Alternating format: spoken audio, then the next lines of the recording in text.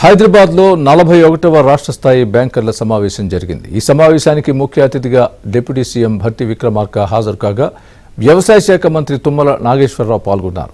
ఈ బ్యాంకర్ల సమావేశంలో 2 లక్షల రుణమాఫీ అంశంపై సమావేశం నిర్వహించారు.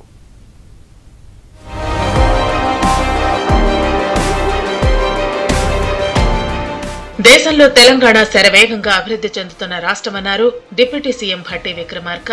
బ్యాంకర్లు, ప్రభుత్వం ఒకరికొకరు సహకరించుకుని ముందుకు వెళ్లాలన్నారు. బ్యాంకర్లకు సామాజిక, మానవీయ కోణం ఉండాలని చెప్పిన ఉప ముఖ్యమంత్రి పెట్టుబడులకు స్వర్గతాము హైదరాబాద్ అని గుర్తు చేశారు.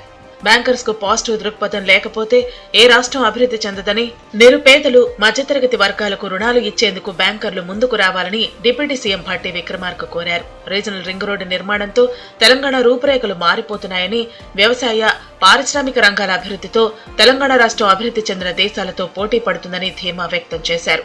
వ్యవసాయ రంగానికి సంబంధించి చెల్లింపుల్లో రాష్ట్ర ప్రభుత్వం నుంచి రూపాయి కూడా పెండింగ్ లో పెట్టదని భరోసా ఇచ్చిన భట్టి విక్రమార్క, బలహీన వర్గాలకు విరివిగా రుణాలు ఇస్తేనే రాష్ట్రం సమగ్ర అభివృద్ధి చెందుతుందని బ్యాంకర్లకు తెలిపారు. ఇక రాష్ట్రంలో మిగులు విద్యుత్తు ఉందని, తెలంగాణలో రెప్పపాటు కూడా కరెంటు కోతలు లేవని స్పష్టం చేశారు. రాబోయే రోజుల్లో పెద్ద ఎత్తున పరిశ్రమలు వచ్చినా విద్యుత్ సరఫరాకు ఇబ్బంది ఉండదని భరోసా ఇచ్చారు. కాంగ్రెస్ పార్టీ పక్షాన మేము ఇచ్చినటువంటి హామీ మా ముఖ్యమంత్రి గారు కానీ, మా మంత్రిమండలి కానీ పూర్తిగా నిబద్ధతతో రుణమాఫీని ఎంత త్వరగా వీలైతే అంత త్వరగా చేయాలనేటువంటి నిబద్ధతతో చేస్తాం కూడా.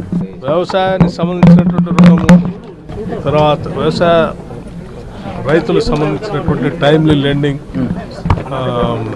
అన్నిటిపైన దృష్టి సారించి ముందుకెళ్ళమని చెప్పారు. రైతుల విషయంలో బ్యాంకర్లు ఉదాసీనత పాటించాలని వ్యవసాయ శాఖ మంత్రి తుమ్మల నాగేశ్వరరావు కోరారు. తెలంగాణ రాష్ట్రంలో 6,415 బ్యాంకు శాఖలున్న గ్రామీణ ప్రాంతాల్లో కేవలం 1,874 మాత్రమే ఉన్నాయని మంత్రి గుర్తు చేశారు. గ్రామీణ ప్రాంతాల్లో బ్యాంకులను పెంచాల్సిన అవసరం ఉందని, దానికోసం ప్రభుత్వ పరంగా ఎలాంటి సహాయం చేయడానికైనా ప్రభుత్వం సిద్ధంగా ఉందని మంత్రి ప్రకటించారు.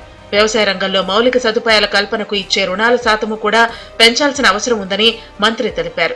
పంట రుణాల గ్రహీతల వివరాలు సమగ్రంగా ఉండేటట్లు చూసుకోవాల్సిన బాధ్యత బ్యాంకర్లదేనని, రుణాలు తీసుకున్న వారి వివరాలు సమగ్రంగా లేకపోవడం వలన వారికి ప్రభుత్వం ద్వారా అందే సహాయం కోల్పోతున్నారని తుమ్మల ఆవేదన వ్యక్తం చేశారు.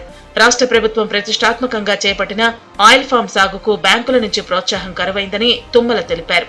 బ్యాంకులు ప్రభుత్వ ప్రాధాన్యతలను గుర్తించి ఆ దిశగా పనిచేయాలని, అన్నదాతను ఫైనాన్స్ తో ఎలా శక్తివంతం చేయవచ్చో దయచేసి ఆలోచించాలని మంత్రి తుమ్మల కోరారు. మీరిచ్చినటువంటి లోనింగ్ డీటెయిల్స్ అన్ని రాష్ట్ర ప్రభుత్వానికి సక్రమైనటువంటి పద్ధతిలో, సరైనటువంటి పద్ధతులు అందిస్తే మాకు ఇంకా వెసులుబాటు ఉండే అవకాశం ఉంది. మా పథకాలకి కరెక్ట్గా రేపు రైతు భరోసా కావచ్చు, లేదా రైతు బీమా కావచ్చు, అదేవిధంగా ఇన్సూరెన్స్ పథకాలకు కావచ్చు, మీ యొక్క డీటెయిల్స్ మాకు సక్రమంగా సరైనటువంటి పద్ధతిలో రాష్ట్ర ప్రభుత్వానికి అందివ్వాలని చెప్పి మిమ్మల్ని కోరుతా ఉన్నాం. అన్ని బ్యాంకులు కూడా మీరు ఇచ్చిన దాంట్లో ఆర్ఐడిఎఫ్ కింద 221 కోట్లు మీకు ఇస్తే అందుట్లో 18,000 మందికి రైతులకు ఆయిల్ ఫామ్ సాగు చేపట్టారు.